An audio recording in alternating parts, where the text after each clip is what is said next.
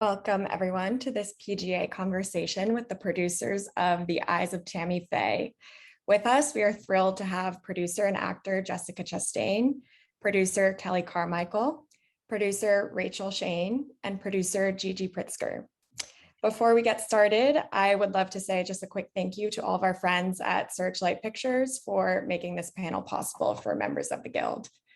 I am also delighted to introduce our moderator, Anne Carey, who is currently president of production at Archer Gray.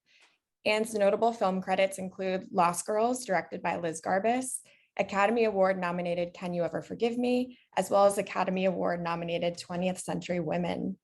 Thank you all so much for being here, and I will pass it off to you, Anne. Thanks, Anna. Thank you so much. It's so great to see all these women producers, filmmakers on the Zoom, which is really exciting. Jessica, before you got on Gigi, I was saying to these other women, I grew up in the Midwest, and so I remember watching the 700 Club and Oral Roberts, and I watched Tammy and Jim. So it was fun to come to the movie and see the choices you've made and the perspective and the decision to sort of focus on Tammy Faye and her role in that world. It's such a very male world, and maybe we'll get back to that later. But I was fascinated if, I'd love to know how, what brought you to it and what inspired you to want to tell this story. And if you could talk to a little bit to the journey of it. I understand it took some time. Yeah, it was 2012. I was on the press tour for Zero Dark 30, and I stumbled across the documentary by the same name, The Eyes of Tammy Faye.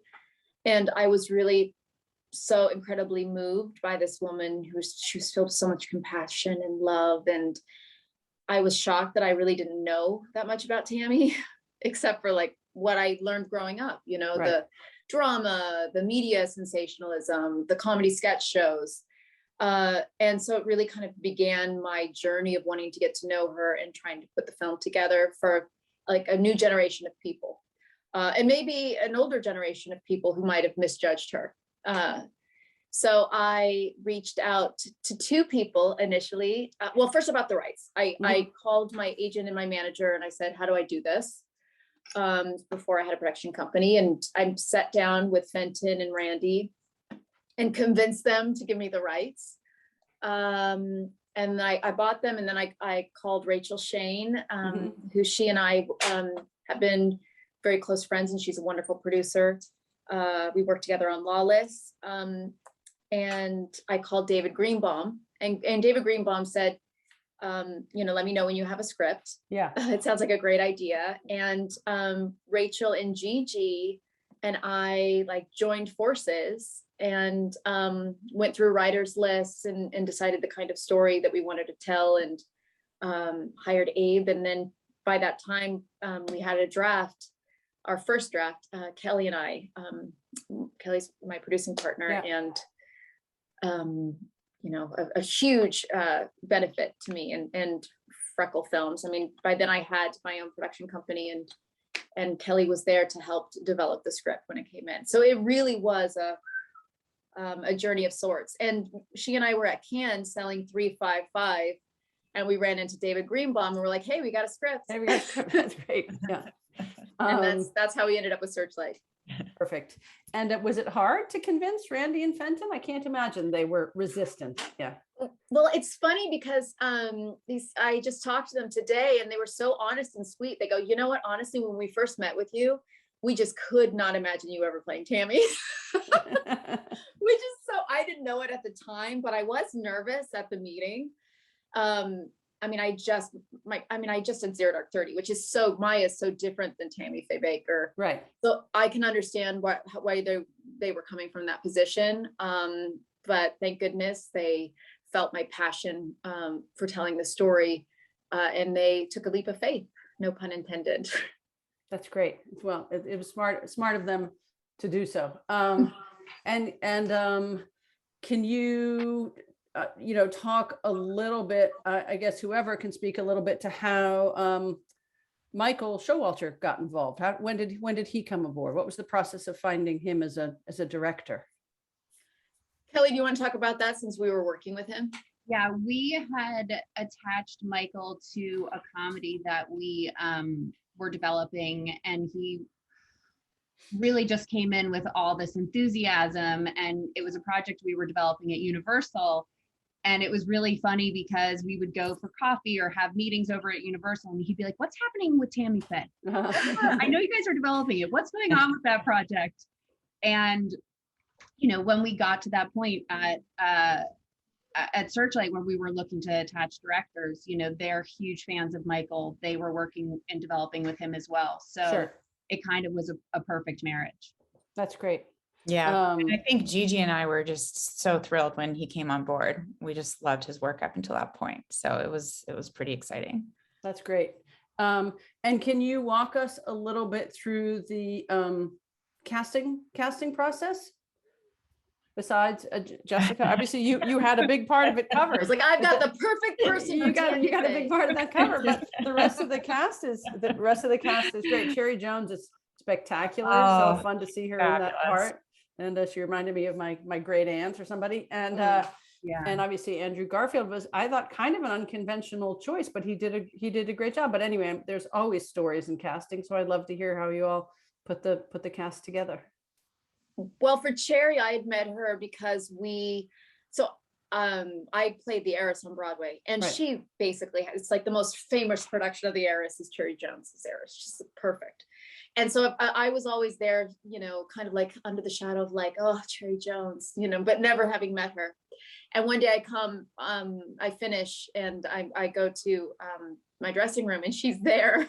Wow. And she was so generous and so loving. And she had these books, and she said, you know, when I played Catherine Sloper, Julie Harris had played it before me, and she gave me these books. And now it's my turn to give them to you. The Wow. sisterhood of what it is to be an actress, and how we take care of each other. And I was like, well, I mean, she could not be a more generous, loving, incredible human being. And so I just wanted to work with her from before I met her, but then after I met her, I was like, can I just only ever work with Cherry Jones, please? So for me, that was like a dream come true when she came on. That's great. No, she's fantastic. And talk a little bit about Andrew. Someone else want to talk, so I'm not Come on, talking yeah. too much. We did a lot to work and get Andrew on board, and I also think that Searchlight was really instrumental in that as well, and of course Jessica. and the role, it's a good complex role. I mean, the parts are all so good and complicated. That's one of the things I really loved about the movie. I mean, I did really believe they loved one another. I did really believe they were building that life together. It was sad as a viewer to feel them coming apart, and so it was a really convincing relationship. It felt very, very true and very, very honest. And then at the end, when obviously I felt she sort of found her voice again. It was just terrific to watch. Were there decisions made along the way in the script? One of the political things I think is really interesting is the cultural footprint that period of time seemed to have planted in our country still, that's sort of still out there for sure. I think in maybe ways that feel more extreme than we even could have seen coming then, or that we recognize now, that it sort of traffics back to that. I wondered, and maybe somebody wants to talk a little bit about how did you keep that in mind, where clearly you're cognizant of it, so it's in the script. So I'm curious about the sort of, it's not only a great portrait of this incredibly complicated woman, it asks some pretty subtle questions about sort of the relationship to the Christian conservatives. Anyway, I throw it out there, maybe too political of a question, but I'm sort of curious. I mean, go ahead, Kelly. No, I was just going to say, I think two things, there are many things on our mind when we set out, but really two things was kind of the ground that movement was sort of built upon, was created in the 80s with sort of this new movement, that was very present in our brains, and how to do that in a subtle way so it doesn't, as it doesn't feel overly in your face. That, as well as sort of this first generation of people living their lives with their children and announcing they're having babies on television. So Right. the birth of reality TV as well. And I think that for us growing up, you remember them just being on TV, and it was so a part of our culture. And so, we didn't have streaming and a million channels. It's like you had a number of options, and a lot of times you would sort of just click on them and they were entertaining. Even if you weren't, followers or sending them money, they just, so I think the reality television and sort of this that's a good point. movement both were very much at the forefront as we were developing the script. Yeah. And also for me, like when developing the script, it was kind of like, what story are we going to tell? Right. And the gossipy tabloid version, we've already known that version. Like we grew up with that version, the sensationalism. And when I saw the documentary and I saw the Steve Peters interview, I was shocked and blown away and incredibly moved, because this is a woman who really had the support for her LGBTQ audiences at a time when her conservative evangelical colleagues were turning their backs on them. Right. And that's the story I wanted to tell. I didn't care about how much makeup she was wearing. That's like, really, I could care less. I don't care. I'm not interested in saying what a woman should, how a woman is supposed to present herself in the world. However anyone wants to present themselves in the world is fine with me, as long as you're not physically or emotionally abusing people. Right. Like, be authentically you. I was interested in acknowledging what she did and the rebel she was in that group, when at that time it was all run by white Christian men. Right. And here's a woman who's an ordained minister in her own right. She's not just the wife. And what did she accomplish? I think for me, that's what I appreciated when you brought that to us, Jessica, was that you really viewed it with so much kind of love and kindness, and not the caricature and not the snarky piece of it. And I think one of the things that I'm very proud of personally in the way it was developed and what Abe was able to do was, it would be easy sitting here now looking back at the moral majority and Jerry Falwell and all of that, knowing what we all know, and really like pounding on it and making it like this big blown, and making a really nail on the head directional, like point A to point B to where we are. And it's not. It's really subtle, and it just is there. And to your point, Jessica, it's about what she was doing. And they're back there, and you get the sense of what it's going to be and what it is. And I'm very proud of that balance that the film achieved. I definitely think it strikes that balance. No, and that's really commendable. I congratulate you all on that. It was a terrific scene when she, hustles up and sits at that table next to Jerry Falwell and eats her hot dog. That must have been a fun scene. It must have been a fun scene to film, because you really cheer for her there. Anything? I guess you spoke a little bit about the portrayal of Tammy Faye. Again, all of you, I think, to be commended for such a measured portrait of her. It felt like it was honest to her flaws, but also looked her straight in the eye and didn't look down on her in any way, which I think is always fun. And I guess I wonder what else the movie will come out this fall from Searchlight, so it'll be in a real theatrical world, hopefully, with Searchlight, who are so good at what they do. So that's an exciting thing, obviously, and it's done some festival stuff, which is great. So I really wish you the best of luck with it out in the world. Anything else anybody wants to talk about in terms of their approach to the movie, or challenges of getting it pulled together, things that came into the movie that you didn't expect to come in? What were the discoveries in the development process of things that you didn't think were going to be there? That's always kind of fun when you stumble upon something. And there was one thing that was really interesting in actually shooting it, because we shot it in Charlotte. Yeah. So, we met people who actually knew Tammy Faye, who worked at PTL.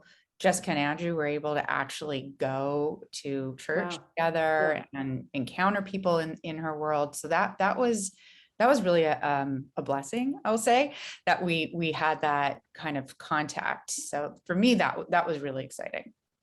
That's cool. It definitely feels, like I said, it feels like it's, it respects the world in which the story takes place, which again, I think is great.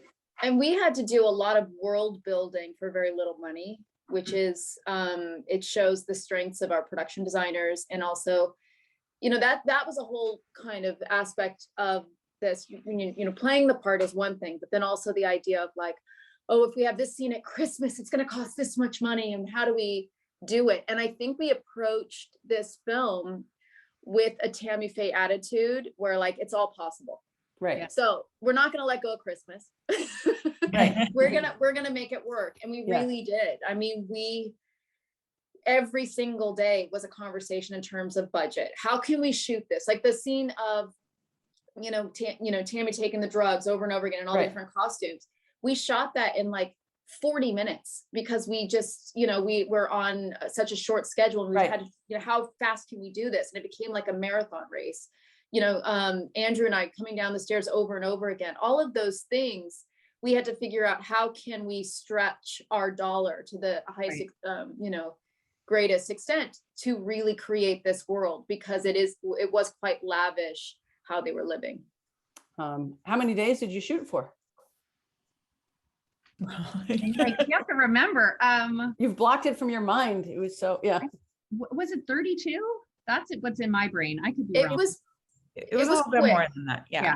And we shot it before the pandemic. So we have a bit of a quarantine brain. The whole post was all over Zoom.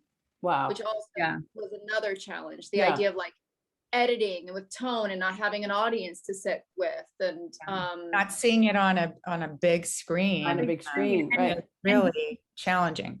Completely on your own, like viewing cuts by yourself and sort of not sitting on the editor's couch and just chatting. Right. That collective experience about when the music drops in and all that kind of stuff that happens. The hair and the makeup and the wardrobe, those are fun.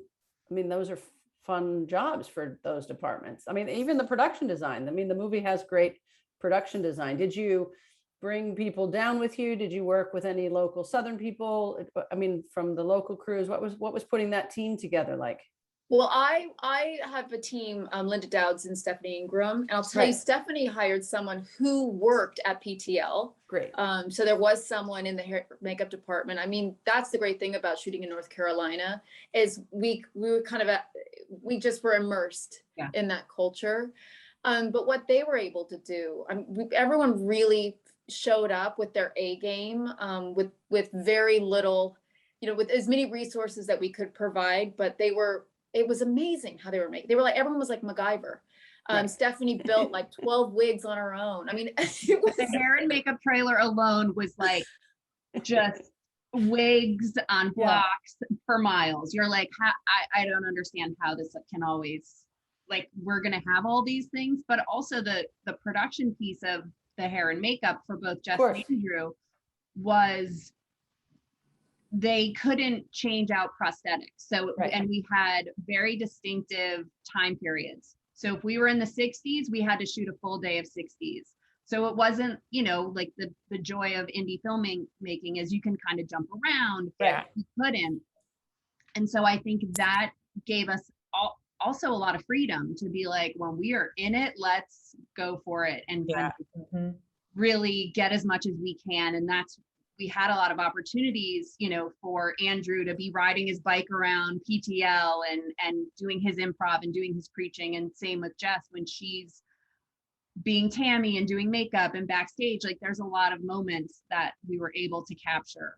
And Mitchell Travers, our costume designer, I mean, just an incredible job and going through decades and background, and forget about, the transformation that he does with Jessica. So it was pretty incredible. And that was research of stuff that existed. There wasn't, did you have access to any of the, I don't know what would have been there. I mean, I don't know if anybody kept her wardrobe and stuff, or obviously there's just a lot of stuff to look at from reference points, but what was complicated for us too is the idea, like I have Susie Moppet dolls and I have all that stuff that I've Yeah. gathered over the years in research, but also we couldn't use a lot of the actual things they used Right. for legal reasons. Right. So it was also trying to be creative in that way. Okay, how do we create Susie Moppet? How do we create a puppet medley? Because we can't use the actual one. So Right. there was a lot of, this was a project, I think more than anything else I've ever done. It just took, everyone had to be so creative in telling the story. And I find when you're limited, sometimes you become more creative. Right. Because, you know, you have to go, well, if we can't do it this way, what else, what else is going to show up in front of me? And usually it's always better. And still be able to convey the puppets, right? And we still feel all that stuff that was part of their world. So, it felt like a really complete vision. And Rachel, or I think it was Rachel, was it to Kelly? You guys covered a lot of time. It's a 20-year time span, ultimately, about more or less 30 years. years. Yeah. So, that's a lot. That's a lot of time in one movie. Really convincingly conveyed. Jessica, I guess I have to ask you, as a producer and also an actress who's running up and down the stairs and changing wigs and wardrobes all the time. It was a lot. But I will tell you, no one is more game. Yeah. I mean, most of the time you have producers, we would be like, oh, I don't know. And she's like, I can do it. Watch, time me. It was a challenge, and she rose to it every day with enthusiasm and excitement. That is like, everybody had to level up. That's great. Well, Wearing masks. Yeah. I think also too, because this is the first project I've been involved in from the beginning. I mean, I know I've produced other films before, but it's usually like I come on and produce as I come on as an actress. And maybe it's because I learned so much working with Kelly and Gigi and Rachel and Searchlight. And, I just always had the attitude of course it's possible. You say, oh, we can't shoot this, because I'm like, come on, we can absolutely do it. Because I mean, and usually we did it. I mean, if I said, even I joke about the Christmas thing, but we were told we can't shoot Christmas because Christmas costs this much. And we kept fighting for it. And then all of a sudden, the production designer's like, I just found all these Christmas decorations at Goodwill. We're like, see, it can be done, right? I mean, yes, those challenges are good, but because they make you be inventive, right? And they make you find those solutions. But you have to have the people in the team with the right attitude towards those challenges. Yeah. And I mean, I think, also having someone like Jessica and the enthusiasm and the natural excitement and grace for this story, it's a huge lift. It's a huge superpower to all of us to have that in this film.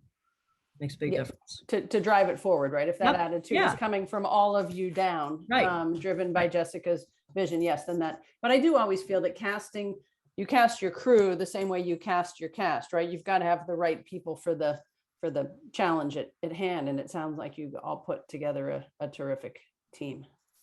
Yeah, everyone had to work together. I mean, the prosthetics with, lighting, with Mike, thinking like, okay, every artist is taking care of the other. And that's really how we embarked on this every day, because we knew we had to be a team. I couldn't do it without hair, makeup, prosthetics, without Mike helping, it looked like it's really my face. No, the prosthetics were great. I mean, really that part of it's really seamlessly well done. So congratulations. And that for us, I think for all of us involved, was not really anything we've always done, okay, they have a scar, little things, but this was a huge undertaking. And I just remember Jess and I were in London shooting 355, and we'd be getting images to respond about the prosthetics, and we'd be like, seems right. You don't know until you're really in it. And, Jess was sitting in the chair and doing it. And so a lot of it is trial and error, but that was a huge weight on all of our minds, I think, while we were in prep of this is it, this is the one. The time, right? The time that it takes to put it on and take it off and get it right. Did the eyelashes come off every night? Did the eyelashes stay on? Yeah. Well, for me, they did. For Tammy, they didn't. Yeah. Yeah, she slept with her eyelashes. That was her trick. She wrote in Yeah. her book, which I wasn't going to try that trick. But it meant that Linda Dowds, who's was head of makeup department, she created her own lashes that she could put stuff on and make it look like we could stick it on me, but it looked like individuals. It looked like lashes Right. that I had been living in for a week at a time. So Great. there were a lot of like, everyone was helping each other get as authentic as possible while keeping everyone as healthy and happy as possible. Cool. Congratulations again. One thing that we haven't talked about that was a huge part of the process is really the music and Oh, Yeah. cool. musical element of the movie, which was, you know, we pre-recorded months before because of our schedules, because we were going to make and produce another movie. We pre-recorded the summer before we were shooting that. Wow. Wow. So, you know, we had great sessions with Dave Cobb, who's brilliant, Yeah. Yeah. and Searchlight really just like embraced the musical part of this movie and really was like, all right, guys, like you go sing, and just killed it.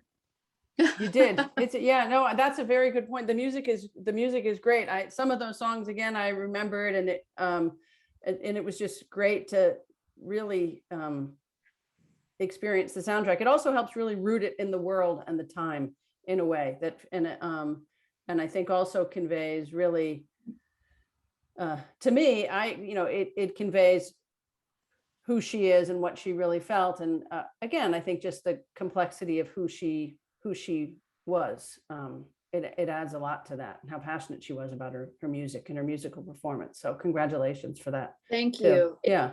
It's interesting because I think we live in a world now that's very like cynicism is celebrated, Correct. Yeah.